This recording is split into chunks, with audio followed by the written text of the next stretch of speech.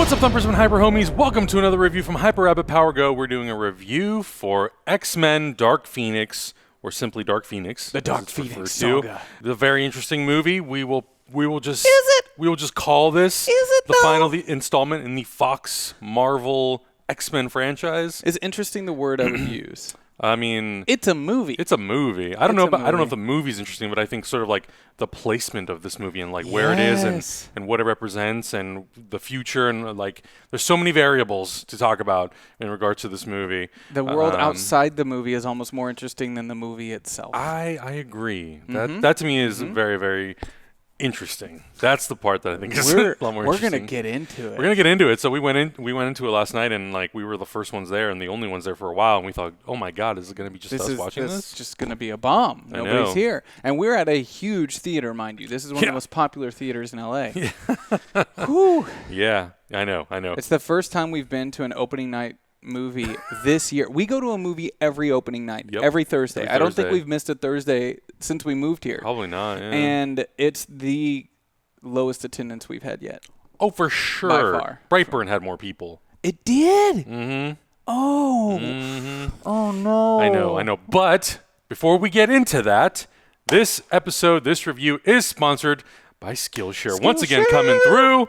Skillshare is an online learning community for creators with more than 25,000 classes in design, business, and more. Whoop, whoop. If you get a premium membership, the premium membership gives you unlimited access, so you can join the classes and communities that are just right for you and your New Year goals. We use it all the time, obviously, because we're doing trailer reaction videos, editing, graphic design. We're creatives. We're doing a bunch of creative stuff. We're creatives that have to do the job of 10 other people by ourselves, so we need tools like this. We do. If you're like us, you should check it out. You should absolutely check out Skillshare. Yeah. If you're some of the first people in our audience to sign up using the link provided below, you get your first 2 months free as a trial period. So that's really cool. You can just get in there, have 2 months of it if you're one of the first people within our audience. And I know there's some spots still left open. So get in there. Do it. Get in there. And I know a lot of people last time were super excited about it because it was like, oh, I get to learn how to do stuff. Graphic design, editing, whatever it is. Like, there are so many resources available on Skillshare. You just recently switched over to DaVinci Resolve from Premiere. Yeah. You can learn how to do that. You can learn how to do that. You can learn how to edit and color correct in the same program. Yeah. Yeah, I haven't made that jump yet. I'm still all Adobe all the time. I don't blame you. I don't blame you. Cool. But let's get into Dark Pheonix. The Dark Pheonix saga. Do we want this review to cover spoilers? Is there anything even worth spoiling? Yes, Do spoilers matter, I guess, is my question. Spoilers. Mystique dies. I don't know if that was even a spoiler, though, because I feel like the trailers were like, spoilers. Dies. Quicksilver disappears and never shows up again until the end of the movie in the last scene. Oh, man. So frustrating. Spoilers. They're not Skrulls. No. Or, they're not. Yeah. Or anyone you would fucking know about. My God. Nope, they sure aren't. Okay, it sounds like I hate the movie. I don't. I don't either. I don't hate it. Look, I'm going to have a lot of nitpicks. Yeah. I'm going to have a lot because it's not a strong movie. And sure. I forget how big of an X-Men fan I am until I'm sitting in an X-Men movie. And this happens every X-Men movie. I don't get super hyped about them, but then it's like, oh, that was a line from Astonishing X-Men, Joss Whedon's run, the reference to the suits. And, oh, what Mystique just said there, that's what Cyclops said to Professor Xavier in that run. And then I'm like, oh, shit, I know too much about X-Men. Oh, fuck. Oh, wait. Why? Oh, no. This happens every X-Men movie where I don't get super pumped. And then the minute I sit down and I start watching, I'm like, the fucking X-Men. And to their credit, there were some nods in this movie I really liked. Mm-hmm. There were some nods that my little dear X-Men heart loved, especially the end, the Jean Grey School for gifted youngsters. That's a direct reference to Jason Aaron's run of Wolverine and the X-Men, where they retitled the school, named it after Jean Grey. Charles is no longer the headmaster. In that book, Wolverine is, but it took him a long time to get there. The movies aren't ready for that. The movie, it's beast. But we should start from the beginning before I go down a You just went down a rabbit hole. I know. I will, too. So I think the one thing that like obviously cannot be overlooked when you discuss this movie is the fact that 20th Century Fox is now the property of the Walt Disney Company. Yeah. And sort of the role of this movie. I tweeted about it last night and I said, I did not go into this movie expecting Dark Pheonix to be the culmination, as like the trendy word that's popular now with Marvel Studios, the culmination of 19 years worth of filmmaking. It could have, though. Huh? It could have. It could have. But I think not knowing that the merger was happening until after the movie had probably already been in the process of being made, could they have gone in and, redone the entire script, refilmed some stuff? I mean, they did. There's a moment in the movie where I was like, this one little change could make it feel more like that. Sure. Since we are doing spoilers here, Mystique dies. Yeah. And at the very end of the film, Beast takes over as the headmaster of the university, which is great. I think in this run of movies, he's the natural progression of who should be running that school. And he's got a picture of Raven on his desk. And the picture bothered me a lot because the whole setup in this film is that she hated the direction the X-Men had gone in. She hated the costumes. She wanted the X-Men to be different and she wanted out. And that felt to me like the movie wasn't following its own base logic and staying true to the heart it was presenting. This is supposed to be new. It's supposed to be different. We're going to change things. We're not going to do things the way Charles did. And here's a picture of her in the exact suit. It looks like taken on the day that she died with the same kind of background. And I'm like, what? Did you just pull what this are you trying to say here? Did you just pull this from the props department that took some reference photos? Continuity yeah, or the something? continuity department. Yeah. And threw it on the desk. And I was like, that was an opportunity to just show a photo from the very first class. And that would have made me feel like, shit, we've been through a lot. That one thing, because they mention it one other time in the film, like we were the first. Yeah. And not to pay that off at the end, I felt like was emotionally like sabotaging. Like they missed an opportunity. A little bit of a betrayal to like what they had built. And to Raven, and exactly what she said her wishes were. That Beast was fighting for. Yeah. So that bothered me a little bit. Yeah. So I mean, going back to the discussion about Disney, not sort of having that forethought or not knowing because the deal hadn't been on the table yet that this was going to potentially be the last X-Men movie that Fox proper will do, without being controlled by the Walt Disney Company. I didn't go into this movie with those sort of expectations, and I think a lot of the negative criticism, and I haven't read a lot of the reviews, it's just what I'm basing off of just tweets. Yeah. And tweets are not really a representation of an entire review. I can't imagine the reviews are going to be better. I know, but it seems like some people maybe went into this thinking like, cool, final X-Men, final Fox X-Men. This is before it goes to Marvel. Yeah. This is their opportunity to put closure to the X-Men universe, and this movie does not do that. They probably thought they were going to do more when this movie started. Movies take a long time to make. Yeah. I guarantee the people making this movie didn't think, oh, right when we finish this movie, it's going to be sold. Yeah, exactly. And I think, by the end of this movie, you can definitely see, like, okay, cool. It seems like X-Men potentially was going to enter a new life, a new phase, do something different. Whether or not it meant bringing back a lot of these actors, who knows? Because that's the big troubling thing. That's the thing that also bothers me about these movies is First Class starts in the 60s, in 63, I think, and these movies are 30 years later. These characters look the same. A bit. And it's a little frustrating. And I know some people are like, well, they're mutants. I'm like, yeah, but that's not what's been established. Raven's genes, though. Yeah, that's not what's established in these movies, that these characters don't age. Like, you see characters Nicholas age Holt, throughout these movies. especially, like, yeah. I can understand Charles. Charles, I feel like him and Eric have aged, but they felt old when they were in First Class. Yeah. So they should feel really freaking old now. Yeah. They should be Patrick Stewart level. They're only 8 years away from the first X-Men movie, so they don't feel like that. Yeah. The one that's most noticeable to me is Nicholas Holt. Yes. Because Beast doesn't look like he's aged at all. Yeah. And, with Raven, I can make excuses for it because she's a shapeshifter. Right. And I can say, like, okay. But I'm going to go off on another little thing here. Something that bothered me a little bit in the film, and I want to know if it bothered you. I thought it was interesting that they made a choice to be fully mutanted out when in public, and then when they got in private of the X-Men mansion, they kind of put their masks back on. Mm-hmm. Yeah. That was a strange thing to me. Yeah. It was like, why does Raven go blue in public for the cameras and then go back to not Mystique. Like, it feels like they should be establishing this is home. Right. The mansion is home. This is where your disguise comes off. Yeah, this is where we get to just be mutants and be comfortable being mutants. And it felt like they were wearing a second skin while in the Institute. Mm-hmm. And there was a there was literally, like, in front of cameras, next scene, them being clapped and appreciated for being home. Yeah. And they all went back to their, like, human form look. And I was like, that took me out of, I'm like, wait, what the fuck? Shouldn't this be reversed? Yeah, like, okay, it's cool that the world's accepting them for who they are, but why aren't they accepted in their own home? This feels strange to me. Or why is that at least the perception? Yeah, it felt like that. That they're not accepted in their own home. Yeah, it felt like that. And I think that's an interesting place that this movie sort of begins. Is we're now at a point And to be completely honest, like I don't remember X-Men Apocalypse. I don't remember the events of that movie. To me, I still feel like the last movie to me was X-Men Days of Future Past.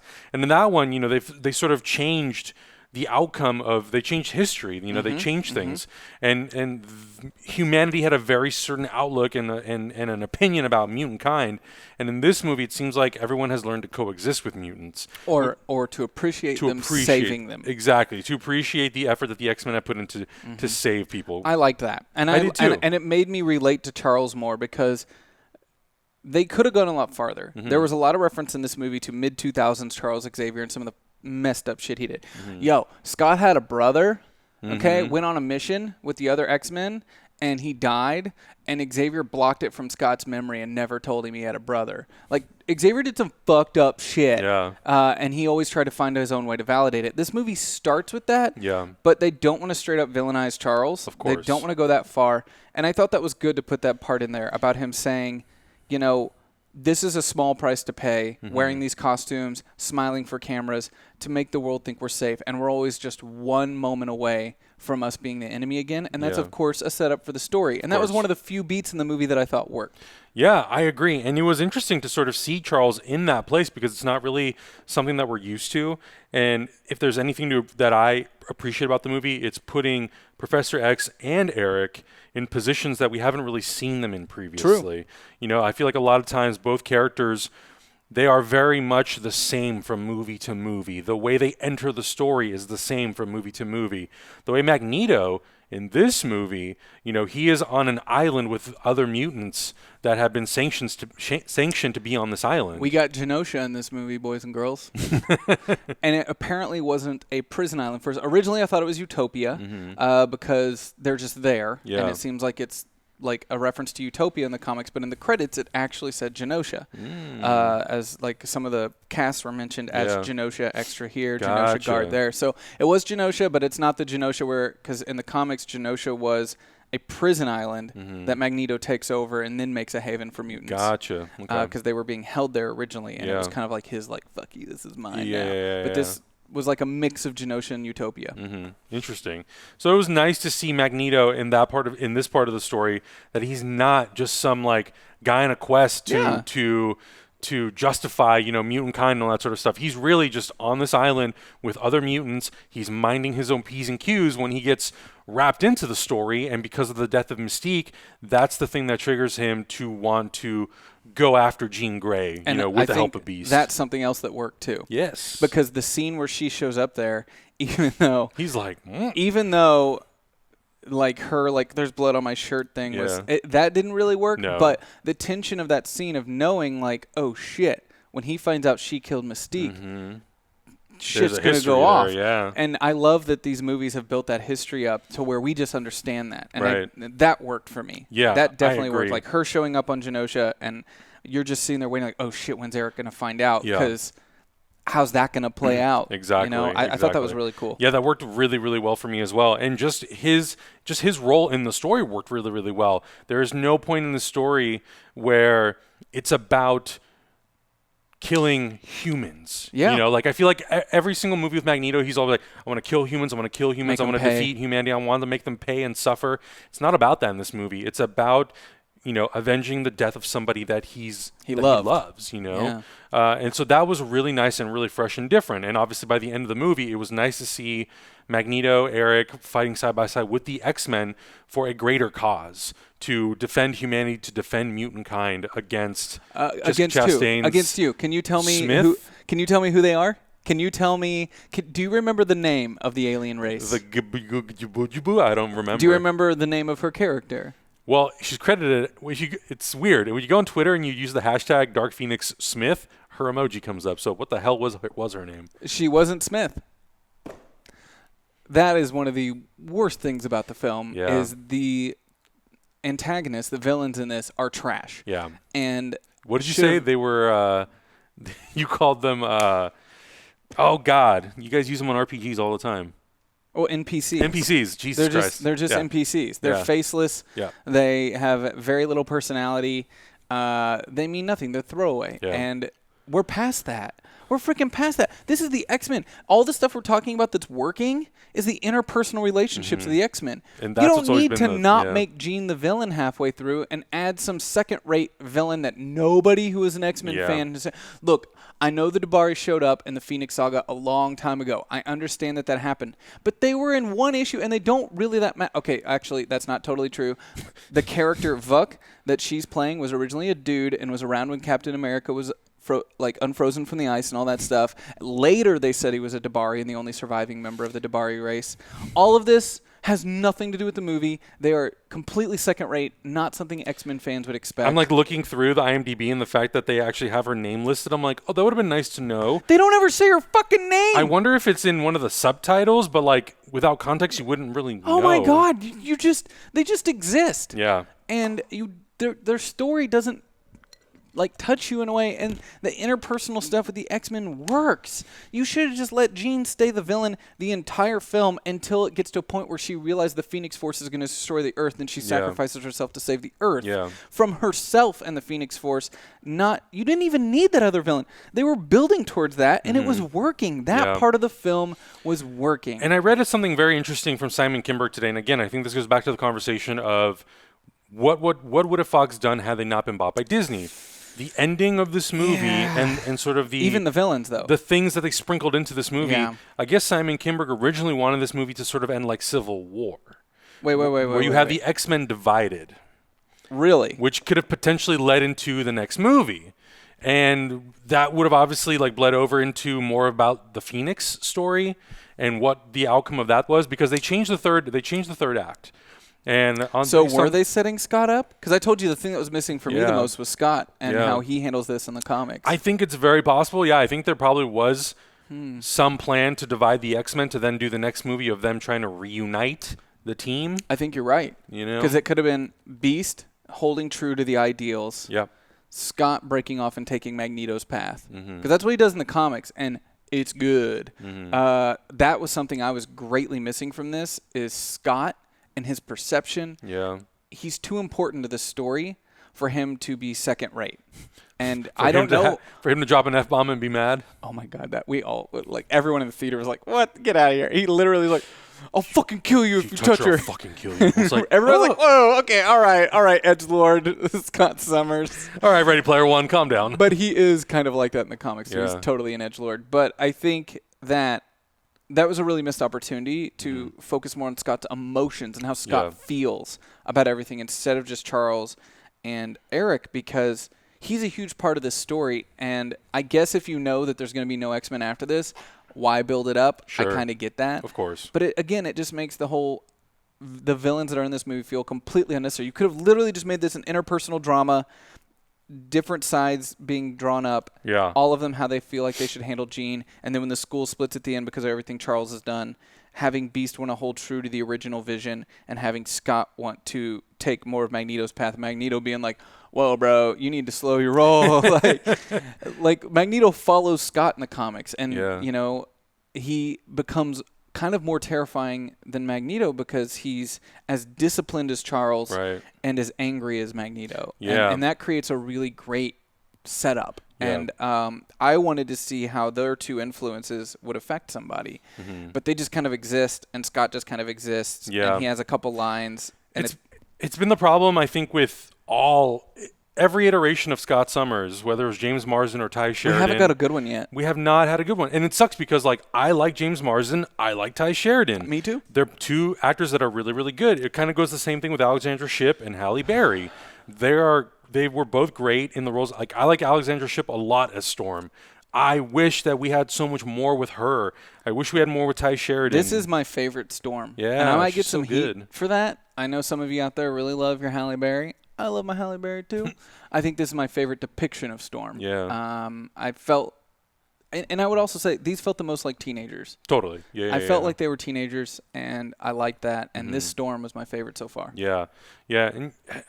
And the fact that I did not realize this until you told me the fact that Quicksilver is in one action sequence 30 minutes into the movie when And then Mystique he's dies, gone. and then he's gone because of his injuries. I was like, But they don't even say he's injured. no. They just show him get knocked to the side, and then you're just he's like on a stretcher, and then he's gone. I'm like, and then he's what gone. They happened? never bring him up again. Yeah. And he's just gone. He wasn't Yeah. even on a stretcher, I don't think. Yeah, because Storm and Cyclops were carrying him down. Oh, yeah. Yeah. But they don't bring it back up. And No. it's just like, he's just gone the whole rest of the movie. I'm like, what part of his contract where they were just like, shit, we can only have him for 4 days. Sorry, Evan Peters. I guess you're doing, I don't know, what, American Horror Story? I don't know what he's doing I don't know what nowadays. you're doing, man, but we can't have you more than a couple days. Yeah, so I think definitely it was a missed opportunity. I think there was a lot of elements. There was a lot of stuff that was in there that you could tell had it either had more time, no acquisition, or something, maybe just removing the villain, Jessica Chastain's character, which sucks because I also love Jessica Chastain. There's a lot of ingredients in there that would have made for like a really solid Jessica interpersonal Chastain story. should have been Cassandra Nova. The second I saw her, I was like, why is she not Cassandra Nova? That makes sense into everything this world is building. There's a direct tie to the Pheonix Force with the Shi'ar. If you're going to bring an alien fucking race in, dealing with the Pheonix Force in an X-Men movie, why isn't it the Shi'ar? What the fuck? Do they have the rights to the Shi'ar? It's an X-Men character. So, I mean, the Shi'ar were X-Men, man. And I could have swore that Fox had the rights to that. But then you bring in Cassandra Nova because she has history in that world, and she has history with Charles Xavier. She's like the inverse, this Shi'ar legend based on, she's a parasite, basically. And she's born into a body. She's like the antithesis to Xavier, which sets up a more interesting thing because the whole thing was about Xavier's ideals and her ideals and both trying to influence Jean. So why not make the literal opposite of Xavier, who already in the comics has a history with this stuff, and she's a crazy powerful telepath and trying to influence others around her and do the evil bidding. That would have felt more satisfying as an X-Men fan instead of this throwaway character that I'm just like, I don't have even. These movies should work as non-comic book fan movies. Right. But even then, if you're having a movie that's working against itself a lot, you should at least have some stuff in there from the comics to where people who love those things can be like, oh, yeah, all right. I have a preconceived notion that helps me understand the situation we're in and immediately get on board with it. Yeah. And I was right. That guy with the hair, he's a made-up character. Guy with the hair. Which guy with the hair? The freaking the martial whip artist, hair? the whip hair guy, Yeah. made up. Interesting. You put that in the third freaking quarter of the movie instead of Quicksilver or any of the other X-Men. Yeah. Why? Why? You have the rights to so many, but you're not going to sell toys to that person? Why even do it? What's the fucking point? You could draw from a long list of hundreds of characters, and you made up one? That's frustrating as hell. Jesus. But honestly, the movie wasn't that bad.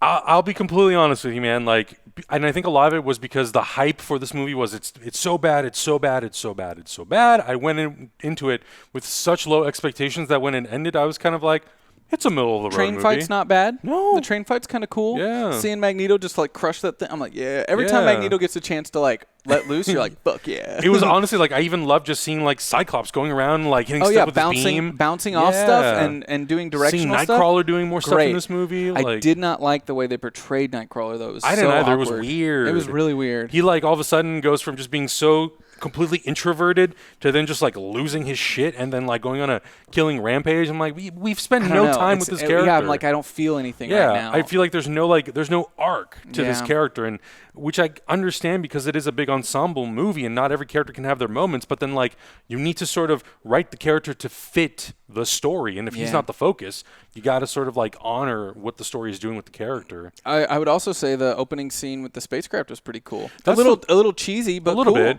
and that's another big difference between this X-Men movie and previous X-Men movies. You know, this is Simon Kinberg's first directorial debut. Other movies were Bryan Singer and Matthew Vaughn, and then Brett Ratner did one or two, and there were a couple other directors. His first director.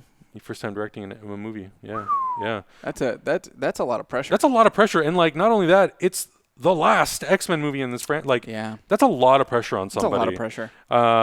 So I mean, despite all that, I still think it was okay. But this X-Men movie definitely does not waste any time just getting into it. I like that. And I liked it too Yeah. because I feel like all the other ones, there's been a lot of build-up, and I think it's been appropriate for some X-Men movies. But this one just kind of starts, and it's like X-Men and mankind have learned to coexist. They're going. The Get out to space, Shuttle save 'em. Endeavor is going, into space, and the X-Men got to go save them. Pheonix. You're like, oh, okay. Well, the movie started. Cool. And I thought the way they used their powers to kind of come together, I did laugh out loud though whenever they're like, Scott, go below and like shoot the back to slow its rotation, and he like sits in his chair and he goes down and he's got like a a down periscope almost. telescope that he shoots his eyes through. I'm like, that's silly, but I fucking love it. I want more of that shit. Yeah. The more, and this is why I didn't have a problem with Apocalypse. Apocalypse felt like I was watching the cartoon. Sure. And It's I'm weird. cool with that. Yeah. I'm okay with there existing this world of comic book movies where I'm like, and you and I have talked about this many times. Marvel has set a stupid high bar, a bar that is hard for even themselves to hit.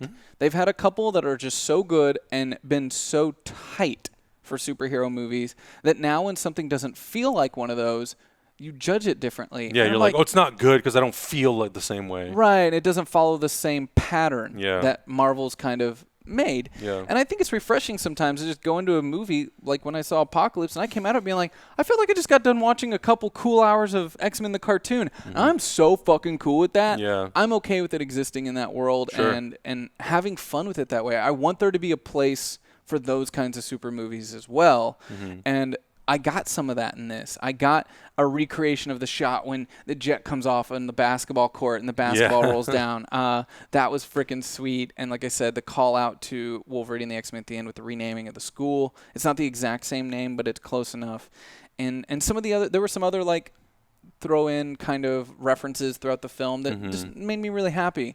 It's just overall, And the more you talked about thinking it was probably the Skrulls originally, the more I think that has to be true. Yeah. Like originally they probably planned on it being Skrulls, and then they Captain had Marvel to was like- change something. Yeah. Yeah, so if you guys don't know, the Skrulls have kind of had this, like, it's been a co-ownership between Walt Disney and Fox. So Kimberg also talked about how they had to change some stuff up because of a previous superhero movie that was just released. And we know it was Captain Marvel. We don't know what the other one was, other than him kind of offhandedly mentioning Civil War. So yeah, it's very possible that the Skrulls maybe had a role in this movie, and because of Captain Marvel, they thought, oh, well, we're coming out after, so they've kind of forced our hand to change stuff. And that would have made only a little bit more sense, though. I know that might excite some people. They would have been a better choice than the Dabari, who don't have shape-shifting powers in the comics, and you're just like, what? It would have been a slightly better choice, but still not near as good of a choice as the Shi'ar. Yeah.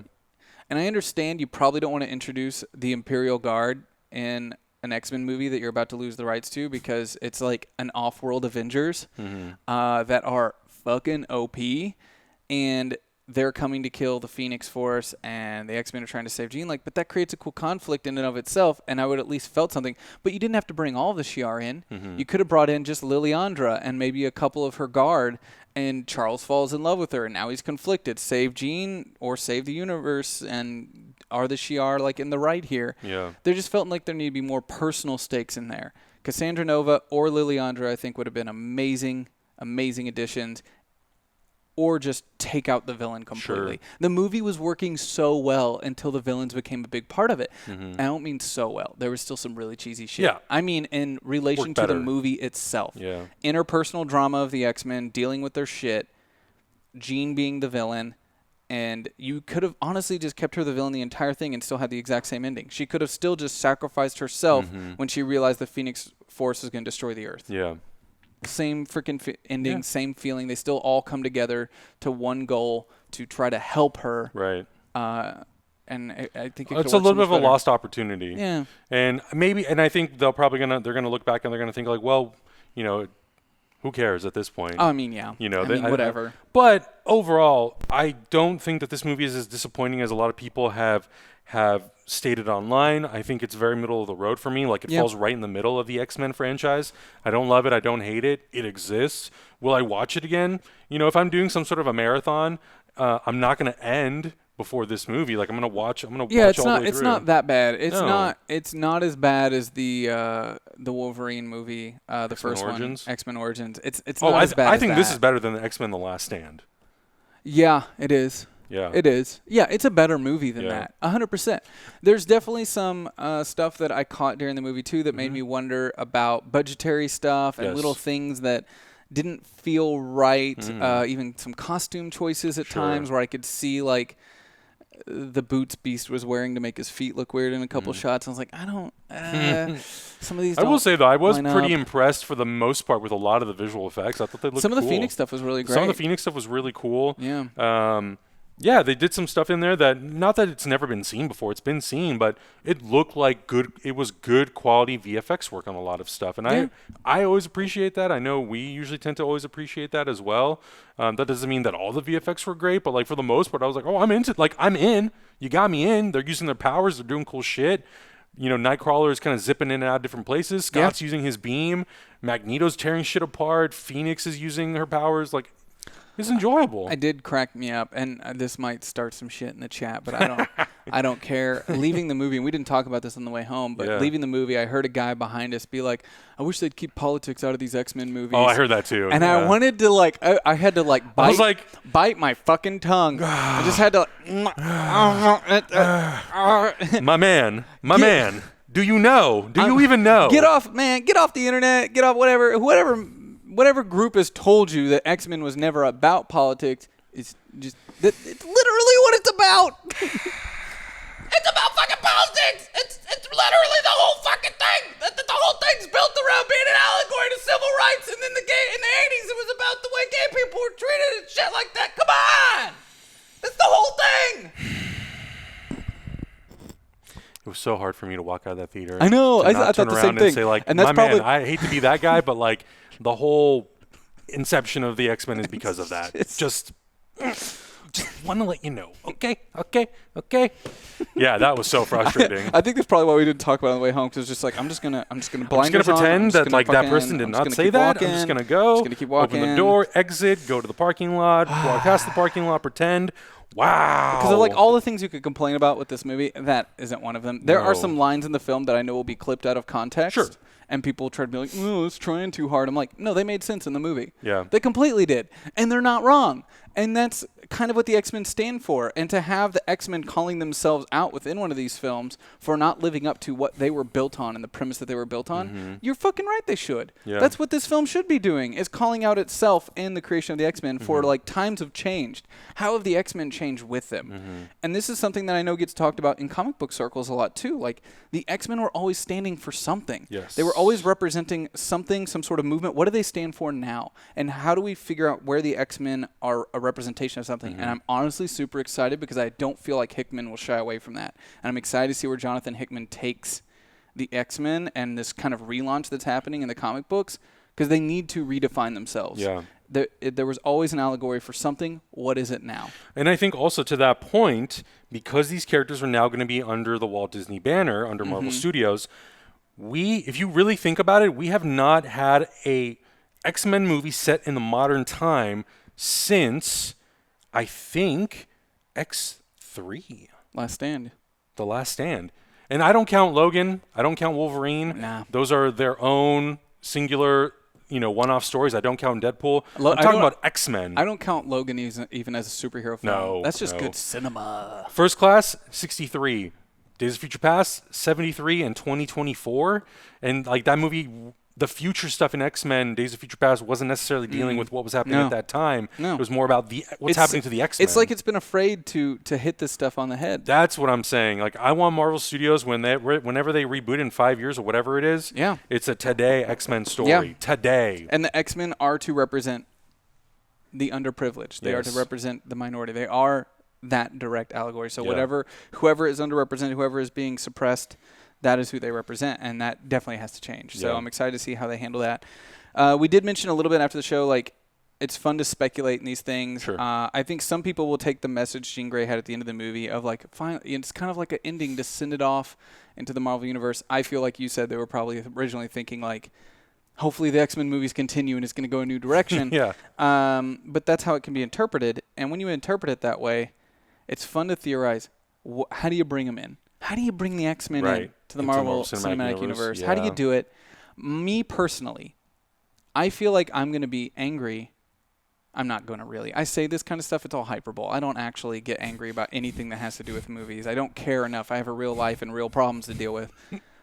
I get excited. And you have a dog. And I have a dog. I can't get mad about that kind of stuff.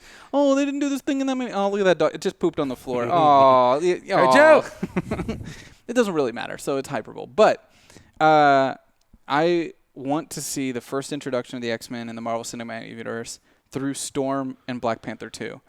To me, that is like such a good opportunity because you don't have to introduce the whole X-Men. It makes sense, and it's one of those things where everybody was like, yeah, and that's how you bring in X-Men story, too. Start off with, woman living in Africa that is maybe trying to vie for the heart of Black Panther with some other people. He's a hot to truck kind of guy. He's a single king. You got to get in there. Or even just having her as a thief on the street. Sure. And getting caught stealing and it being a throwaway scene, just something to set up Aurora in Africa, I think would be such a great opportunity. And I think there, because the Marvel Cinematic Universe has been good at sprinkling stuff in all their movies and locations and characters and threads and all this sort of stuff. I think there will be those opportunities where they're going to sort of reevaluate and look and realistically look at it and say, what have we set up where it would logically make sense to start seeding in, whether it's mutant kind or an X-Men character, whether it is Aurora or, anybody else. Like, what have we done in the past that would make sense? Or what can we do? What can we start building towards that would make sense to start bringing these characters? But yeah, I'm excited, man. I'm excited because when you really think about the X-Men universe, it's almost as big as the Marvel universe. Totally. The X-Men are freaking huge. The number of characters you can draw from, the Rogues Gallery, the extended like the Shi'ar, like I was saying. I can't wait to see the Shi'ar in the Marvel Cinematic Universe. If it happens when I'm alive, I'm gonna be so stoked. My favorite version of Marvel is Cosmic Marvel, and to know that we might be getting Richard Rider in there, and if we get like the Annihilation Wave, and we get the War of Kings, and you bring in all the kings of all these different universes and stuff, and we get to see the freaking Gladiator as the head of the Shi'ar Empire, I'm gonna be like, oh, this is so good. That might be the day you die. I don't know. It'll be great, man. That's my jam. I love that shit. Yeah. But overall, getting off track here, I think the movie is okay. Yeah. I have a lot of nitpicks, and I didn't expect to have nitpicks because I wasn't super hyped for the movie, but the second the movie started and they were going up into space, I was like, oh, man, shit, man, this is X-Men movie. This is crazy. We're in space. We're in the X-Men. United States of space. I think the one final thing that I will touch on that was a little weird is like characters always showing up where they needed to be just for the sake of the story and not actually having a logical way of getting there. Like, Jean just shows up on the island to confront Magneto, but there's no setup, there's no real reasoning behind it until they start talking about it. And then, Smith or whatever her name is, Jessica Chastain's character, just like, oh, Vuk, oh, I found you, but, I have my sources. That one was the weirder one because she just popped up in places. Yeah. Jean Grey understood. I felt like that was an emotional thing, and I thought was one of the stronger beats in the movie. She knows Eric loves Mystique. Yeah. She knows Eric kills people. Oh, I love the scene between them. Yeah, and I felt like it was a natural place for her to fly off to. For sure. And to go confront that because there's a part of her that is still Jean that wants to be punished for what she did. Yeah. And I actually like that. I thought that was pretty good, and it made sense to me character-wise for her to go there, not be able to say what she did and be defensive, but deep down wanting to be punished, wanting to like hold on to that humanity and know that she did something wrong and hates herself for killing a friend. Agreed. But yeah, same thoughts here. I think it's very middle of the road. I think it's okay. It's not the worst. It's not the best. It's as good as we're gonna get because I don't think we're going to see X-Men movies for the next 3 to 5 years. It's going to be a while. It's going to be a hot minute. It's going to be a while, Yeah. And I think that's a good thing. I think we need to go back to the drawing board, find a way to recapture that awe, and also what do the X-Men mean now? Yeah. We have the Avengers. We have all of these things. What are they? What do they represent, and why are they needed? And I think that's what separates the Avengers from the X-Men is like what they represent is very different. Oh, yeah. But the fight... They might sometimes come together to save the world, but at the end of the day, the X-Men are people who are their mission always felt more honest in a way. Like it's not just about saving the world. It's about we're an oppressed people, and we want to live, and we want to help others like us. And I felt like that always in the comic books could hit much more emotionally and makes more sense for a cinematic universe, honestly. There's a lot more to work with there. There's a lot more interpersonal drama. And that seems to be the natural progression of where I think the MCU will probably go. A lot more of that sort of thing when we're dealing with a lot of like underrepresented people and types of people. I think things like Shang-Chi and all the movies that they're making going forward. I think the X-Men eventually will also sort of like help tie into that and do something different with this next era of Marvel than what was done with Phase 1 through 3. So stop being so safe. Yeah, you guys have made plenty of money. Take some chances. Yeah, y'all have averaged $1 billion a movie. Take some risks. Take some risks. You'll be okay. Make some You'll shit. be okay. Make some cool shit. But guys, please let us know in the comments below what you thought about Dark Phoenix. Did you think it was as bad as everybody hyped it up to be, or did you think it was middle of the road, or did you actually like it? We're curious about everyone's takes and everything. How many people in the comment section do you think will just comment with like Dark Phoenix is trash? Oh, there will be a few. A few? You just think a few? Just a few. 36. I'm going 36. Okay. I'll go 34. 34. Oh, undercutting me. Okay. All right. I see how it is. We'll find out. But thank you guys so much for watching. Let us know what you thought, and we'll catch you next review. Bye.